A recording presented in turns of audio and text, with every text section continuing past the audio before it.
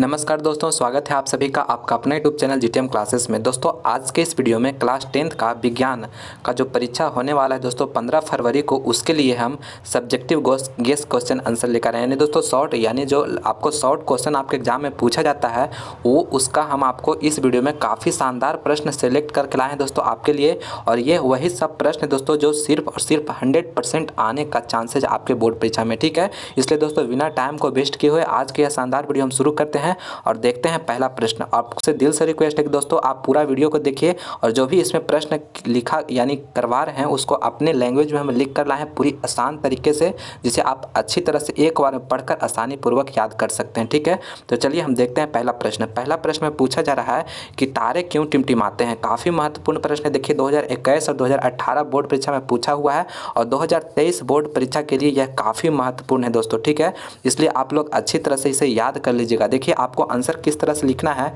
कि आपको लिखा हुआ है कि जब हम आकाश में तारे को देखते हैं तो तारे की चमक कभी बढ़ती तो कभी घटती प्रतीत होती है, तो उसे ही हम लोग तारे का टिमटिमाना कहते हैं। ऐसा इसलिए प्रतीत होता है कि वायुमंडल में हमेशा गर्म तथा ठंडी हवा बहती रहती है। ठंडी हवा की अपेक्षा गर्म हवा का अपवर्तनांक और घनत्व कम होता है, इसलिए तारे से निकलने वाली किरणें वायुमंडल में होने वाले परिवर्तन के कारण अगल बगल मुड़ जाती है। कभी कभी तारे की किरणें कुछ समय के लिए गायब हो जाती है, इसलिए तारे कभी अधिक प्रकाश देता है, कभी कम प्रकाश तो कभी अधिक प्रकाश देता हुआ मालूम पड़ता है। अर्थात टिमटिमाते यानी तारे जो हैं टिमटिमाते हुए नज़र आते हैं, ठीक है। यानी इस प्रकार से आपको आंसर लिखना है दोस्तों। काफ़ी आसान लैंग्वेज में लिखा हुआ, आप एक बार पढ़कर आसानी पूर्वक याद कर सकते हैं।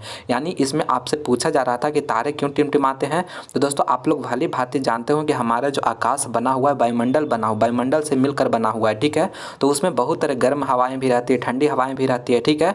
और गर्म हवा का अपवर्तनांक और ठंडी हवा का जो अपवर्तनांक होता है दोनों अलग अलग होता है, ठीक है ना। तो इसी प्रकार जो तारे वहाँ से जो प्रकाश निकलता है तारा से, तो वह जो है आने के कारण का जो अपवर्तनांक चेंज होता है, अपवर्तनांक सभी माध्यम में कभी इधर मुड़ जाता है कभी ऐसे ऐसे मुड़ जाता है, ठीक है ना। तो इसी कारण मेरा जो प्रकाश का किरण जो है उस जो निकलता है तारे से वो अगल बगल मुड़ जाती है, ठीक है। और कभी कभी पूरी समय के लिए गायब भी हो जाती है, ठीक है ना। तो इसीलिए जो है तारे कभी कभी कम प्रकाश तो कभी कभी अधिक प्रकाश देता हुआ मालूम पड़ता है, ठीक है ना। तो यही जो है तारे टिमटिमाते हुए इसी कारण जो है तारे टिमटिमाते हुए हमें नजर आते हैं, ठीक है दोस्तों। तो आपको इस प्रकार से आंसर लिखना था, आप इसी तरह से लिखिएगा, 100% आपको फुल मार्क्स आपको मिलेगा दोस्तों, ठीक है। तो आप लोग इस वीडियो को पूरा देखिए। इसमें हम जो भी प्रश्न सिलेक्ट करके लाए हैं काफ़ी महत्वपूर्ण है। 100% दोस्तों आपको लड़ने वाला ही सवाल आपको इसमें हम करवा रहे हैं, ठीक है। इसलिए पूरा वीडियो देखिए और जो भी प्रश्न इसमें करवाएं अच्छी तरह से उसे याद कर लीजिए, ठीक है। तो चलिए हम आगे बढ़ते हैं दूसरा प्रश्न की ओर। चलिए दोस्तों मेरा अगला प्रश्न है, देखिए दूसरा नंबर प्रश्न में कहा जा रहा है कि फ्लेमिंग का वाम हस्त नियम को लिखे। काफ़ी महत्वपूर्ण प्रश्न है दोस्तों ये वाला प्रश्न। आपका जो साइंस का परीक्षा होने वाला है, ठीक है ना, उसमें 100% ये पूछा जाएगा दोस्तों, क्योंकि ये 2018 बोर्ड परीक्षा में पूछा हुआ प्रश्न है, ठीक है। इस बार के लिए काफ़ी ही महत्वपूर्ण है, इसलिए आप लोग इसे अच्छी तरह से याद कर लीजिएगा। देखिए आंसर में आपको लिखा हुआ है, इस तरह से आंसर लिखना है। यदि अपने बाएं हाथ की 3 अंगुलियां मध्यमा, तर्जनी तथा अंगूठे को इस प्रकार फैलाएं कि ये तीनों एक दूसरे को परस्पर लंबवत हो। यदि तर्जनी चुंबकीय क्षेत्र की दिशा तथा मध्यमा धारा की दिशा को दर्शाता है तो अंगूठा धारावाही चालक पर लगने वाले बल की दिशा को व्यक्त करता है और चुंबकीय क्षेत्र में धारावाही चालक पर लगने वाला बल की दिशा फ्लेमिंग वाम हस्त नियम द्वारा ज्ञात किया जाता है। इस तरह से अगर आप लिख देते हैं दोस्तों बोर्ड परीक्षा में तो आपका जो फुल मार्क्स आपको मिल जाएगा, ठीक है। क्योंकि इसमें हम जो भी एकदम पूरी तरह से आसान लैंग्वेज में लिख कर लाए हैं आपके लिए आंसर सिर्फ, ठीक है, ताकि आप कम समय में अच्छे तरीके से याद करके ज़्यादा से ज़्यादा मार्क्स यानी फुल मार्क्स प्राप्त कर सके। तो आप इस प्रश्न का आंसर इसी तरह से याद कर लीजिएगा और इस तरह से लिखिएगा, आपको फुल मार्क्स जरूर से जरूर मिलेगा। काफ़ी महत्वपूर्ण प्रश्न है, अच्छा तरह से इसे याद रखिएगा। चलिए अगला प्रश्न आप देखते हैं, तीसरा नंबर। अच्छा दोस्तों यहाँ पे आपको देखिए, आपको फिगर के माध्यम से भी हम समझा देते हैं। देखिए मेरा यह जो है बाएं हाथ का मेरा ये है फिगर। इसमें देखिए मेरा ये हो गया तर्जनी और ये हो गया मेरा मध्यमा, ये हो गया अंगूठा। इसमें देखिए तर्जनी जो है क्षेत्र यानी चुंबकीय क्षेत्र का दिशा को बता रहा है और ये धारा को बता रहा है, विद्युत धारा का दिशा बता रहा है। तो ये मेरा अंगूठा जो होता है यह बल की दिशा को बताता है। यही हमें पता चलता है कौन सा नियम से, तो फ्लेमिंग का वाम हस्त नियम से, ठीक है, इसी से। तो आप इस तरह से अगर फिगर के माध्यम से अगर आप समझा देते हैं तो और भी बेहतर है, ठीक है, इसलिए आपको फिगर के सहायता से हम आपको बता दिए हैं, ठीक है। तो आप लोगों को फिगर भी याद रखिएगा, अगर फिगर थोड़ा बहुत भी समझा दीजिएगा तो और ज़्यादा मार्क्स मिल, यानी फुल मार्क्स एकदम 100% मिल जाएगा, और फिगर भी बना देते हैं तो, ठीक है। तो चलिए अब अगला प्रश्न देखते हैं, तीसरा नंबर प्रश्न पूछा जा रहा है कि वियोजन अभिक्रिया क्या है। ये भी काफ़ी महत्वपूर्ण प्रश्न है दोस्तों। आपको अभिक्रिया से एक प्रश्न आपके बोर्ड परीक्षा में पक्का पूछा जाता है, ठीक है। अगर आप फुल मार्क्स प्राप्त करना चाहते हैं तो आप देखिए इस तरह से एकदम आसान भाषा में लिखा हुआ, आपको इसी तरह से लिखना है, ठीक है। वियोजन अभिक्रिया क्या है, तो देखिए आपको आंसर में लिखा हुआ है दोस्तों कि वैसे अभिक्रिया जिसमें किसी यौगिक के बड़े अणुओं को टूटने से दो या दो से अधिक सरल यौगिक बनते हैं, जिनके गुण मूल गुण के मूल यौगिक के गुण से बिल्कुल भिन्न होते हैं, उस अभिक्रिया को वियोजन या अपघटन अभिक्रिया कहते हैं, ठीक है। आपको इसी प्रकार से लिखना है, एकदम काफ़ी आसान लिखा हुआ है दोस्तों, ठीक है। देखिए आपको बता देते हैं एक आपको समीकरण के माध्यम से कि देखिए आपको हम बताएं कि देखिए वो बड़े अणु, यानी एक देखिए मेरा ये कैल्शियम कार्बोनेट मेरा ये है, ठीक है।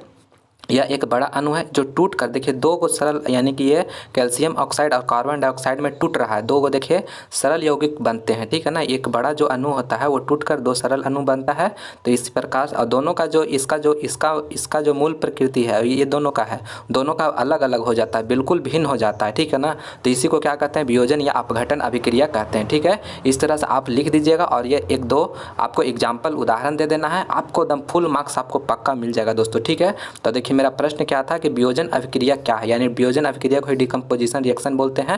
तो आप लोग इसे अच्छी तरह से याद कर लीजिएगा, काफ़ी महत्वपूर्ण प्रश्न है, ठीक है। इसमें हम जो भी प्रश्न सेलेक्ट करके लाए दोस्तों काफ़ी महत्वपूर्ण है, उसमें वही सब प्रश्न है जो आपको 100% आपको साइंस का जो परीक्षा होने वाला है 15 फरवरी को दोस्तों, उसमें 100% आने का चांस है, जो वही प्रश्न आपके लिए हम सेलेक्ट करके लाए हैं, ठीक है। इसलिए जो भी प्रश्न इसमें करवाए हैं सभी को आप अच्छी तरह से याद कर लीजिएगा। चलिए अब अगला प्रश्न देखते हैं, चौथा नंबर प्रश्न में पूछा जा रहा है कि उभयधर्मी ऑक्साइड क्या होता है, दो उभयधर्मी ऑक्साइड का उदाहरण दीजिए। ये भी काफ़ी महत्वपूर्ण प्रश्न है दोस्तों, 2018 में यह पूछा हुआ प्रश्न है। इस बार आपका 2023 बोर्ड परीक्षा के लिए काफ़ी महत्वपूर्ण प्रश्न है, आपको 100% आने का ये प्रश्न चांसेज है दोस्तों, ठीक है। इसलिए आप अच्छी तरह से इसे याद रखिएगा। देखिए आपको आंसर लिखना है कि वैसे ऑक्साइड जिसमें अम्ल और भस्म दोनों के गुण रहते हैं तो उसे उभयधर्मी या द्विधर्मी ऑक्साइड कहते हैं। ये अम्ल और भस्म दोनों के साथ अभिक्रिया करते हैं, यानी कि हम उभयधर्मी ऑक्साइड किसको बोलेंगे कि वैसा ऑक्साइड, यानी अल्युमिनियम का ऑक्साइड, जिंक का ऑक्साइड, ये सभी होता है ना, वैसा ऑक्साइड है जो अम्ल और भस्म दोनों का गुण रखता है, यानी अम्ल की तरह भी कार्य करता है और भस्म की तरह भी कार्य करता है, ठीक है ना। तो उसे उभयधर्मी या द्विधर्मी ऑक्साइड कहते हैं। ये अम्ल और भस्म दोनों से अभिक्रिया करता है दोस्तों, आप इसे अच्छी तरह याद रखिएगा, ऑब्जेक्टिव में भी आपसे पूछा जाता है, ठीक है ना।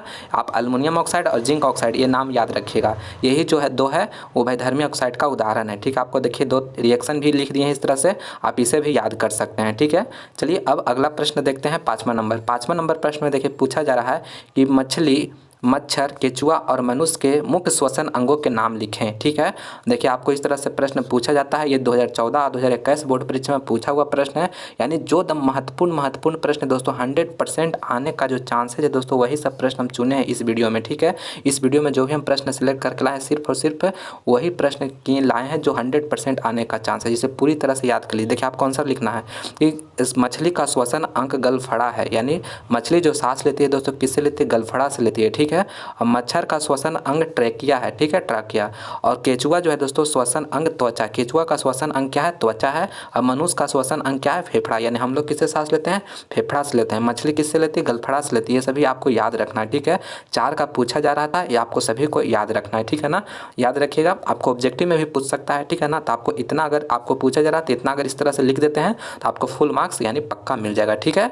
चलिए हम आगे बढ़ते हैं। और दोस्तों आगे बढ़ने से पहले दोस्तों आपसे दिल से रिक्वेस्ट है कि अभी तक आप हमारे इस वीडियो को लाइक नहीं किए दोस्तों, तो प्लीज़ आप लाइक करिए। इस वीडियो को ज़्यादा से ज़्यादा अपने दोस्तों में शेयर भी कर दीजिएगा दोस्तों। और अभी तक हमारे यूट्यूब चैनल GTM क्लासेस को अभी तक सब्सक्राइब नहीं किए दोस्तों, तो प्लीज़ चैनल को सब्सक्राइब भी जरूर से जरूर कर लीजिए, ठीक है। अगर और भी हमारा दूसरा वीडियो देखना चाहते हैं तो लिंक आपको डिस्क्रिप्शन में दिया हुआ है, वहाँ पर जाकर देख सकते हैं। नहीं तो दोस्तों चैनल के प्ले लिस्ट बना हुआ है, वहाँ पर भी जाकर हमारे दूसरे भी वीडियो को देख सकते हैं, ठीक है। चलिए अगला प्रश्न अब देखते हैं, छठा नंबर प्रश्न में देखिए पूछा जा रहा है कि गोलीय दर्पण दर्पण क्या है? एक गोलीय दर्पण की वक्रता त्रिज्या 20 सेंटीमीटर है तो इसकी फोकस दूरी क्या है? देखिए आपको यहाँ पे एक गोलीय दर्पण का डिफिनेशन लिखना है और इसमें एक न्यूमेरिकल दे दिया है जिसमें कि वक्रता त्रिज्या 20 सेंटीमीटर है तो उसका फोकस दूरी आपको निकालना है।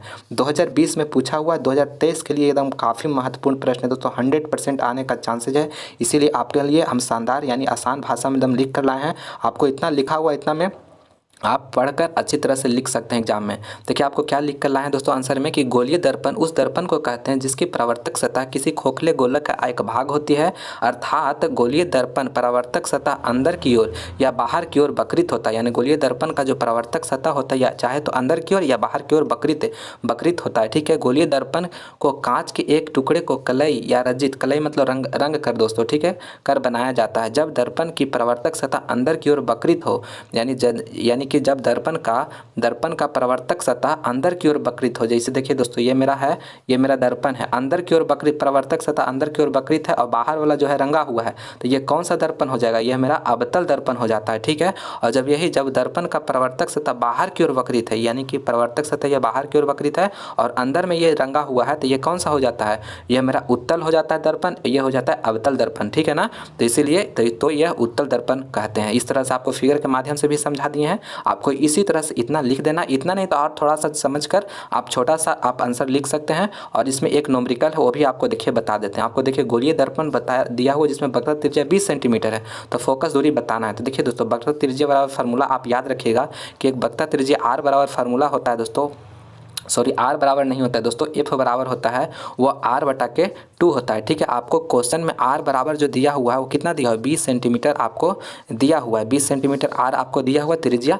तो एफ बराबर यानी फोकस दूरी बराबर आर बटा के 2 होता है। तो आर हम कितना धर देंगे? 20 धर देंगे, बटा 2 करेंगे, इसका काटेंगे 10 बार में कट जाएगा, यानी 10 सेंटीमीटर मेरा ये यानी फोकस दूरी आ जाएगा, यानी एफ आ जाएगा। ठीक है, तो 10 सेंटीमीटर इसी तरह से आपको लिख देना है कि दिया हुआ डाटा मेरा आर बराबर यानी वक्रता त्रिज्या बराबर 20 सेंटीमीटर और ये फार्मूला आप लगा दीजिएगा। फार्मूला लिखने के बाद ये वैल्यू पुट कर दीजिएगा और एफ बराबर 10 सेंटीमीटर लिख दीजिएगा और यहाँ से आंसर लिख दीजिएगा। आपको 100% फुल मार्क्स आपको मिल जाएगा दोस्तों। ठीक है, तो फाइनली दोस्तों आज के इस वीडियो में हम आपको 6 काफ़ी महत्वपूर्ण प्रश्न हम आपको बताए हैं, ठीक है ना, जो कि 100% आने का चांस है। जो वही प्रश्न हम आपके लिए सिलेक्ट करके लाए थे दोस्तों। ठीक है, आप लोग पूरा वीडियो में जो प्रश्न आपको नहीं याद है उसे आप लोग स्क्रीनशॉट लेकर 1-2 बार पढ़ लीजिए। आप 100% उसे अच्छी तरह से याद कर लीजिए ताकि एग्जाम में अच्छी तरह से लिख सके। ये सब प्रश्न 100% लड़ेगा दोस्तों, ये मेरा आपसे वादा है। ठीक है, तो चलिए आपको यह वीडियो कैसा लगा, इसी तरह कर अगर और वीडियो चाहते हैं तो आप लोग कमेंट करके हमें बताइए और भी जल्दी हम आपको जो 100% आने का चांसेज है वही आपको हम वीडियो आपको अपलोड कर देंगे। ठीक है, परीक्षा से पहले, तो आप लोग कमेंट जरूर करिएगा। तो चलिए मिलते हैं हम अगले वीडियो में। आप लोग इस वीडियो को लाइक नहीं किए तो प्लीज़ आप इस वीडियो को लाइक कर दें, अपने दोस्तों में इस वीडियो को ज़्यादा से ज़्यादा शेयर करें और अभी तक हमारे यूट्यूब चैनल GTM क्लासेस को सब्सक्राइब नहीं किए हैं तो प्लीज़ चैनल को सब्सक्राइब भी जरूर से जरूर कर दीजिए। मिलते हैं हम अगले वीडियो में। इसी तरह से आप लोग मन लगाकर पढ़ाई करते रहिए और ज़्यादा मार्क्स लाकर अपने माता पिता का नाम रोशन करिए। मिलते हैं हम अगले वीडियो में। इस वीडियो को देखने के लिए बहुत बहुत धन्यवाद। जय हिंद, जय भारत।